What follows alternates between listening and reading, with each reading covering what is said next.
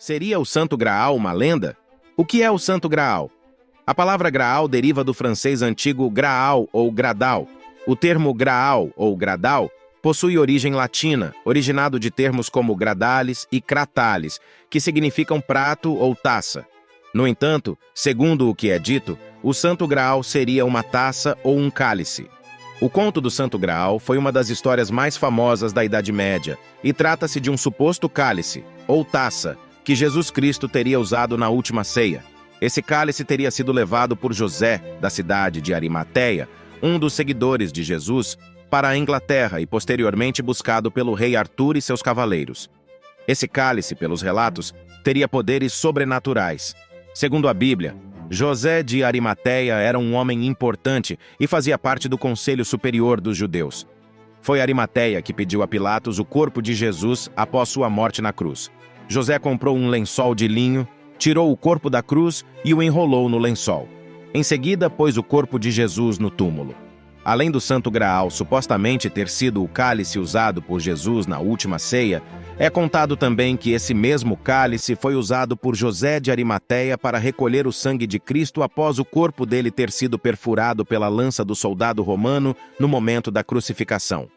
Por esse motivo, por ter recebido o sangue sagrado de Cristo, o cálice é também chamado de sagrado.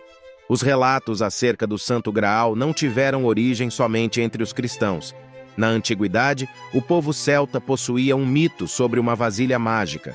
Os alimentos colocados nessa vasilha adquiriam o sabor do alimento que a pessoa mais gostava e ainda lhe dava força e vigor. É possível que esse mito tenha inspirado o conto do Santo Graal, que hoje é contada por parte do povo cristão. Segundo a literatura, os primeiros registros sobre o Santo Graal no cristianismo datam no início no século XII.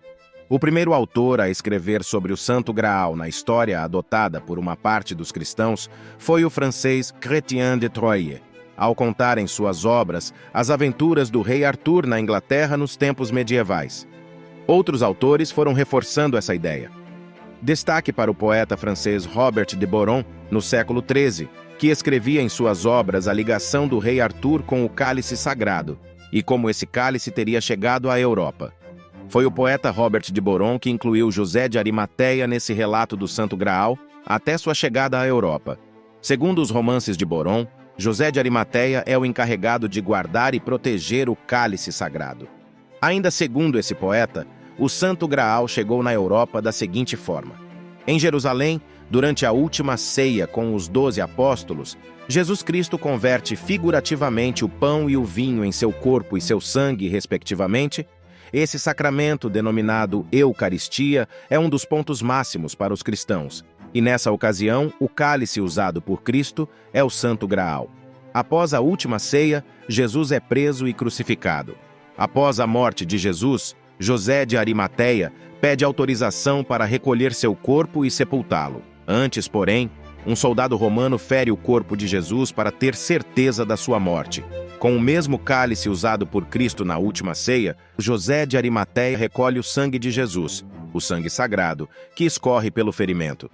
Após sepultar o corpo de Jesus, José de Arimateia é visto pelos soldados como seu discípulo e acaba preso, sendo confinado a uma cela sem janelas. Todos os dias uma pomba se materializava no local e o alimentava com uma hóstia.